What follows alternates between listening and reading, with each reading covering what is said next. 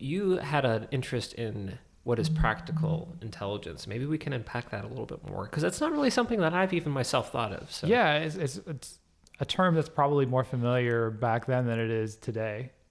Right. So when you think of what's practical, obviously, to some extent, it's practical to have the discussion that we're having. Yeah, I guess like the most broad definition I can think of practical is kind of a synonym with beneficial. It's like to your, it's causing good. It's going to be to a good end, or going to cause you benefit overall, right? So and you asked like, what is virtue? And it's like, what consists of virtue? I mean, practicality and virtue could almost be synonymous then, couldn't they? Right, and a very broad definition of virtue could just be everything that is good or that causes good to happen, right? Right. That's one way to look at it, but then you still have to answer, well, what is it that makes something good, right? It just brings a different question. Well, we kind of treaded a little bit of that ground in one of our previous episodes on what good versus evil.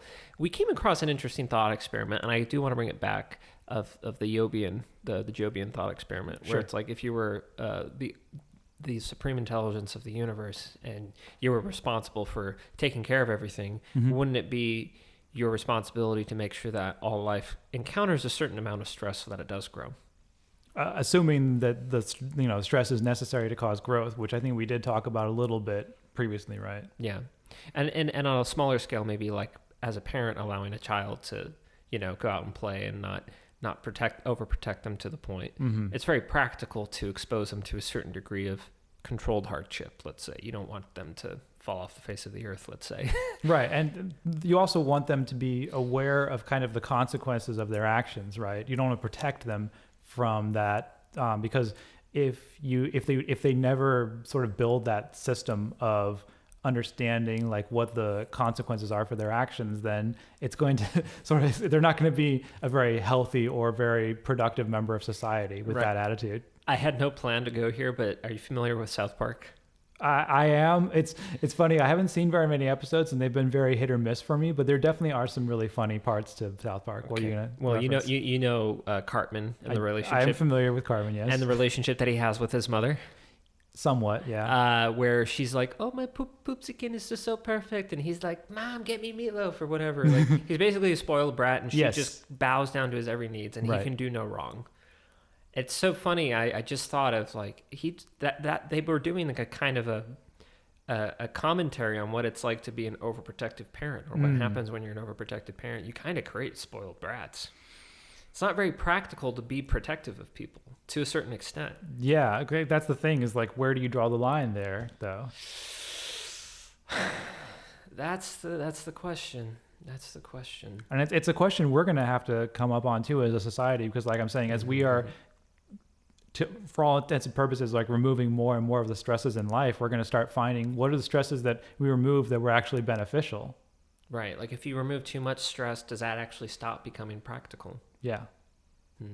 So I guess a form of practical intelligence would be finding a way to make sure that you do have some element of stress in your life, that you're never completely stress-free, let's say. I think maybe the most important practical knowledge is that of, well, I mean, just more generically, like the discernment of what is beneficial to you versus what's harmful. Like, and not from just like a purely like pain perspective, because that's obviously not, that simplistic approach is not sufficiently calibrated to what's going to actually help you the most in the long term. Right. It's not going to take into account like the situations we talked about before, where you need to sacrifice like the present pleasure in certain situations in order to achieve like future pleasures. Yeah. Future pleasures or just future lack of pain even. Yeah. Or at best avoiding pain, or at minimum avoiding pain. Right. We are calibrated that way. Right. But we're kind of mostly calibrated to avoid sort of in the very near term, though. It's been only fairly recently, well, just in, evolutionary timescales, that humans are starting to understand how to calibrate our like pain responses for longer periods of time, right? Right. And did you know that, on a side note of planning for the future, did you know that cephalopods can actually delay gratification in the same way as the marshmallow test? Have you ever heard of the marshmallow test? No, tell me about it, please. Okay, so it's a very good long-term predictor of success. Okay. And what you do is you take a kid and you put them in a room, put a plate in front of them, give them a marshmallow. Okay. And you say, you can have this marshmallow now if you want it, but if you can wait 15 minutes, you'll get 2 marshmallows. Delayed gratification. Delayed gratifications. They were actually able to train invertebrates to do the same thing, which is a form of self-control. Yes. So remember how we were talking about like rats having an innate sense of justice when they're playing? Right, I remember that. It almost appears that virtue is something that's life just understands in general.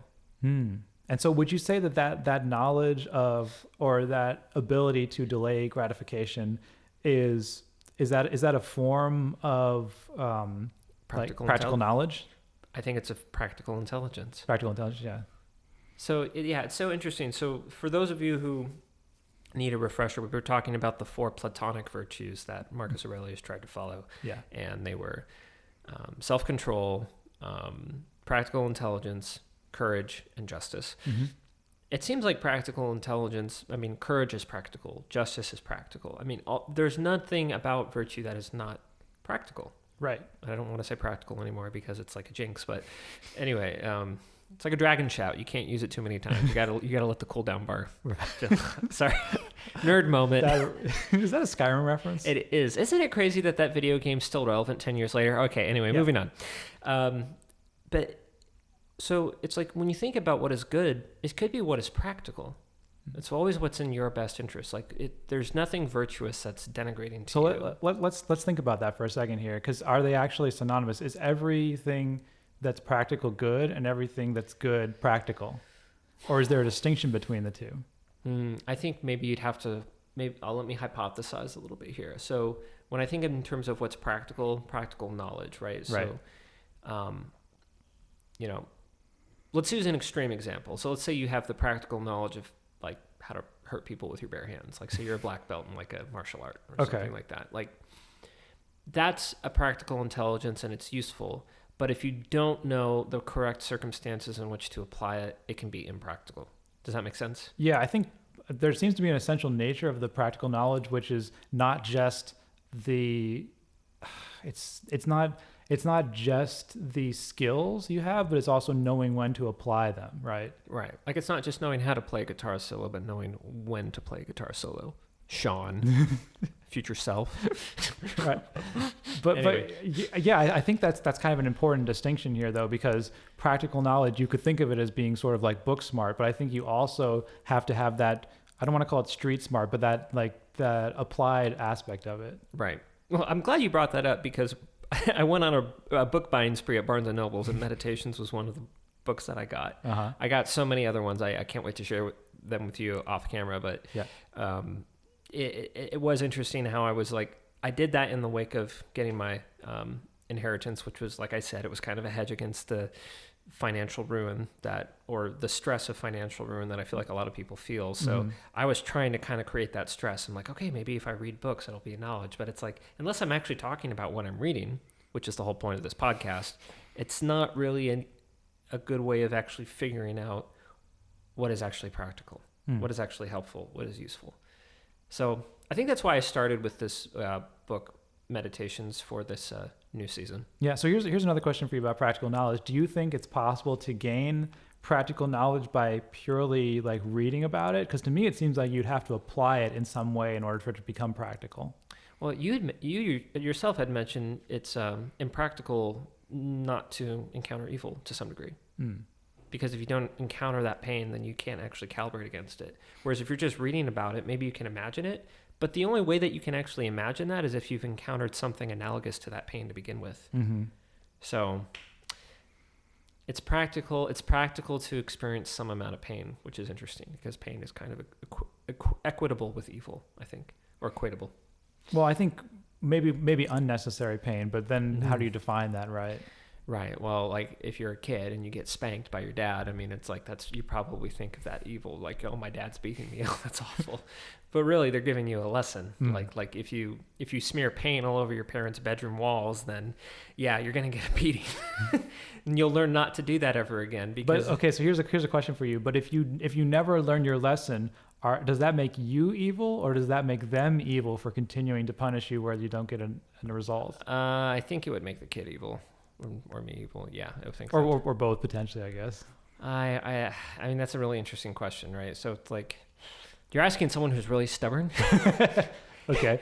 I don't always do what I know the right thing is, even though it's like I know what it is, which is so interesting, right? Because in the Meditations book, they also say that nobody. Oh no, I think it's a Socratic paradox where nobody knowingly does anything evil. Like no one like sets out to do anything that is like in their mind they label as evil. Does that make any sense? Yeah, I think we talked about that a little bit in the good and evil episode, and I remember asking about like sin and can someone do something, but the thing is that you can do things that you kind of in your heart know are wrong though, right? Yeah, you have a gut feeling about So it's tough to unpack that one. Yeah. Oh. Now, haven't we all kind of done things that we regret though? And we knew it was wrong to some degree. I mean, to varying degrees. Well, right? I think a lot of times what we do is we justify the action through like some other factor at play, right? We'll say that, because, I don't know, but I really wanted this, or because I think it will cause more good in the long run, like some sort of sacrificial approach that I think it's okay to like bend the rules a little bit here, right? Right. But it never really works out that way. Not usually. Because, I mean, if let's say you break the rules, whatever the rules might be, and it's like maybe you get away with it one time, but then, what happens if other people start breaking the rules too? What happens if everyone starts breaking the rules? Like, okay. Well, then they're not the rules anymore, right? If no one's following them. Right. The rules are only useful so far as everyone has a social contract or social agreement to follow them. Right. It's like, I mean, think about the Ten Commandments. It's like if you started making exceptions for like murder, if you started being like, oh, well, yeah, you killed them. That's not really murder.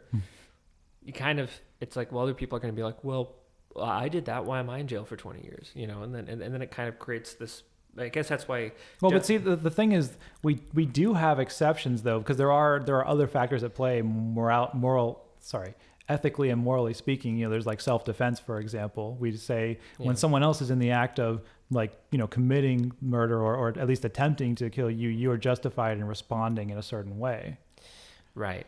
So I think it's a little more complicated than that. Mm-hmm. It is. It is a little bit more complicated than that, but I mean, it's one of those things. Okay. I mean, I think honestly, we could discuss morality for the like rest of time and never come to a like definitive conclusion on this if we were honest with ourselves. Yeah. It's just hard though. I mean, I'm kind of hard on myself as a person. So as we're sitting talking about this, I'm going through all the things in my head that it's like, oh, I probably shouldn't have done that, or I could have done that better, Well, isn't that hopefully part of the benefit of doing philosophy though? You're analyzing those thoughts in your head that you're questioning things that you previously didn't question, right? Didn't question, or at least it's calling to light some things that maybe I swept under the rug. Yeah. I think what I really appreciate about you, Wolf, is like you really wanted to kind of get this dialogue going to like kind of give a platform, not just for your voice, but also to have the dialogue. Yeah.